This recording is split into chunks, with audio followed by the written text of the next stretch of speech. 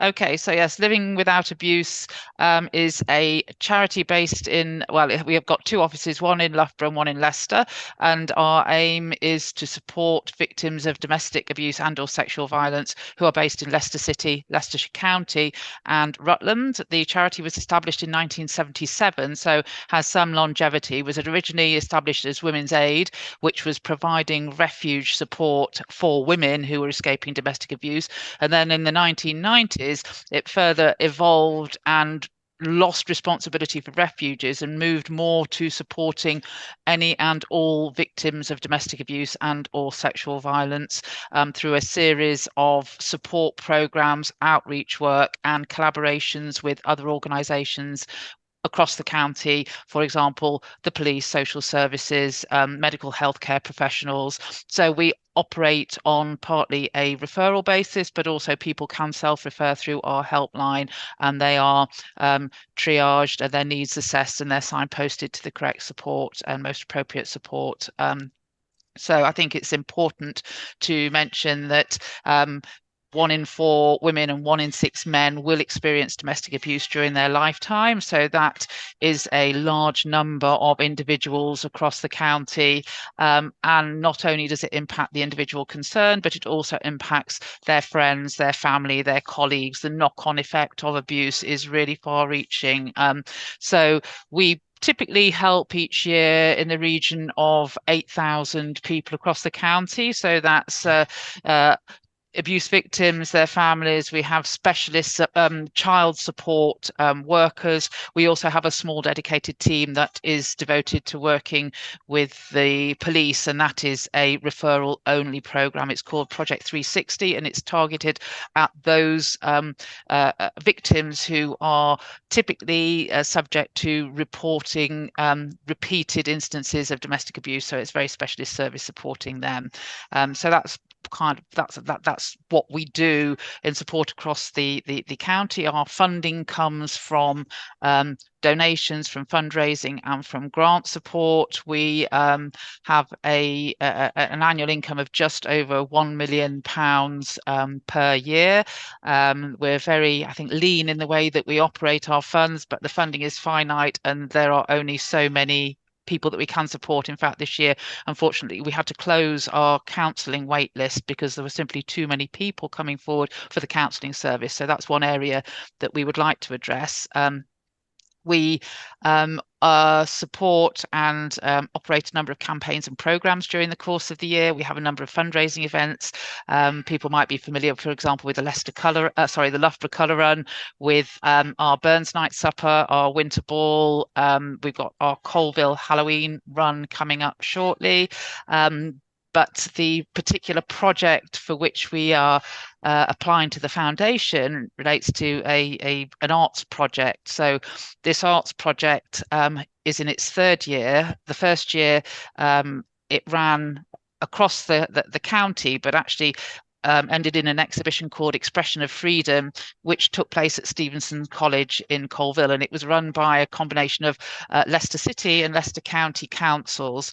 In the 2nd year, so last year, the same project ran, and the exhibition featured in High Cross shopping centre in an empty unit that they gave us free of charge to execute the exhibition. So the idea of it is to first and foremost celebrate survivors of domestic abuse and sexual violence.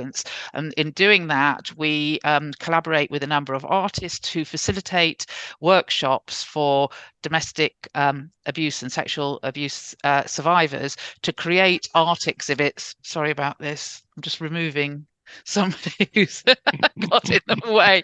Go away. So go away. Edit that out, please, Andy. Yeah. We like a bit of fun on, we like a bit of a... always. He always turns up when I'm on a call. Don't worry about it.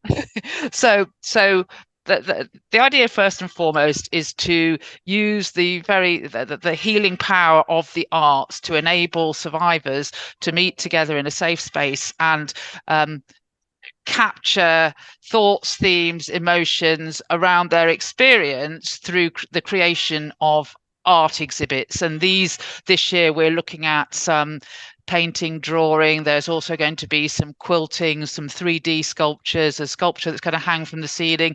We've got children involved. We've got one particular group that I'm very interested to see how it will turn out, where the adult that is the perpetrator of abuse is still living within the family. The perpetrator has recognized their issues and is trying to work to change their behavior. So we're going to have the voice of the perpetrator, the voice of the other partner, and the voice of the children as a sort of cohesive piece of artwork. So it's well documented that the use of art is a very therapeutic and a very safe means of people expressing emotions that sometimes they might find difficult to express verbally. So this is sort of the first point of the project, and these workshops have already started, and they're going to be running all the way up to the start of the exhibition, which is running from the 25th of November to the 10th of December.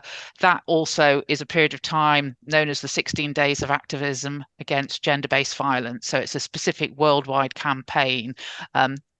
So the second purpose of the expo is to raise awareness amongst the general public. So we're going to be promoting heavily the exhibition, which, as I say, is going to be taking place over 16 days within High Cross Shopping Centre. I'm also looking for a satellite location in Loughborough, and I'm exploring a couple of venues that we will use so that we can extend the reach of the workshop, of the expo.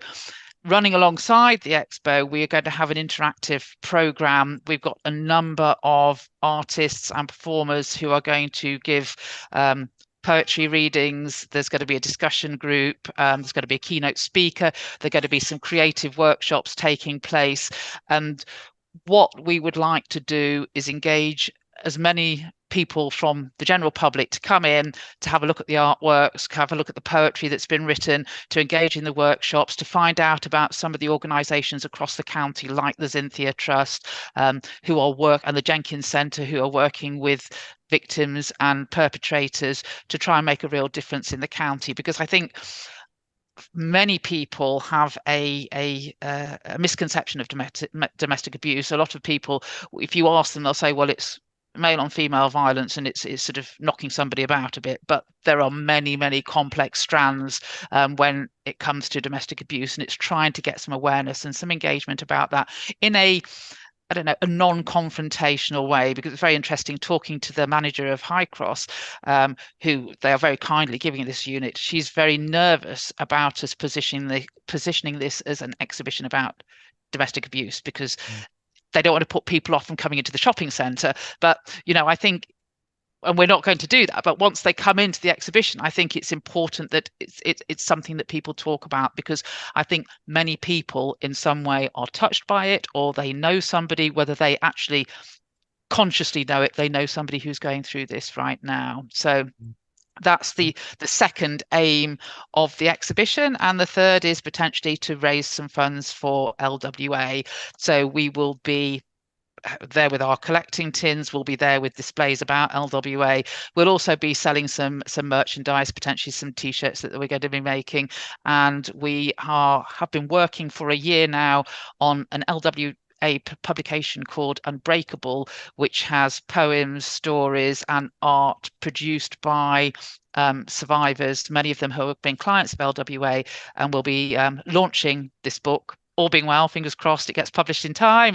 We've got the first draft, so we'll be launching that and selling that, just so that people can see that there is a lot to celebrate. There is positivity that comes out of some of people's darkest times. And these are all people in our local community. They're people living next door to us. They're people on our doorstep. So, it would be absolutely superb if the foundation could see its way to giving us a donation in support. Yeah. Can you sort of give an example of how you might operate as a charity in a real world example? Recently, we had a mother and son who had fled from the abuser, literally with the clothes on their back and a small bag of belongings. They were not able to go back to the property for the fears for their own safety, so they've been rehoused in temporary accommodation. So these people are they have some support. There are Charity Link, for example, sometimes will help by provision of white goods, so maybe a washing machine or a cooker. But this particular woman, Kirsty, she had no kitchen supplies at all. So we put out an appeal. So we bought her a microwave, a kettle, a toaster, bedding for her and her son, bed linen for her and her son. And she is on the waiting list for our Amber program, which is a domestic abuse program, which allows victims to come, and many, because in some cases it's been very long-term abuse, actually this has become normalized behavior and don't recognize, because they're in the eye of the storm, what has actually happened to them and how they can change their mindset to extricate themselves from that situation and turn their lives around. Another example was just before Christmas. A mother and daughter had been referred to us because they had that fled again from an abuser. The mother spoke no English, so the daughter, who was in her late teens, was representing the mum. I was contacted by, I think it was possibly the police, to say that they didn't have a bed. They had no bed and no mattress. So I found a donation of a bed, and I contacted Hypnos, who donated a mattress, and I got some money for some bedding. Drove to Leicester to deliver this, found that the two of them were living in a basement, and this was in December. It was perishing cold, and they were in a 2-room basement flat with not one stick of furniture. The two of them were sleeping on a pile of rags on the floor, a concrete floor in this basement apartment. And the thing that I think continues to shock me when I go to situations like this is, this is Leicester city centre. This is first world. This is, a rich country, and yet we have neighbours within our community who are living in these really desperate. Our outreach team are often helping those people who have been referred to us, who are maybe then looking for support in going through a legal process to get either some kind of custodial arrangement, some kind of financial settlement. Many of these people are in situations where they have no ability to fund their own legal representation, and also they are basically living in the moment, so they need some help and guidance of how actually do I go about approaching this person who has, in many cases, had a coercive and controlling hold over me for many years, and now I need to have the courage and the support to be able to take you to court. And they're not going to be people who are going to be in any way helpful. So you've got to take them to court. You've got to get a financial settlement. I had one woman who said she was married, but she didn't believe she had any entitlement to any of the assets, even though they were married. She said, he told me that if I leave, I will be homeless on the street because I have no right to the house, to the possessions, or any of the pension or anything like that. And, this is the kind of coercive control and brainwashing that comes along with years of a domestically abusive relationship. So oftentimes, although the physical harm that comes through physical abusers, the emotional, mental, and verbal abuse that people suffer for many years can be as damaging, if not more damaging,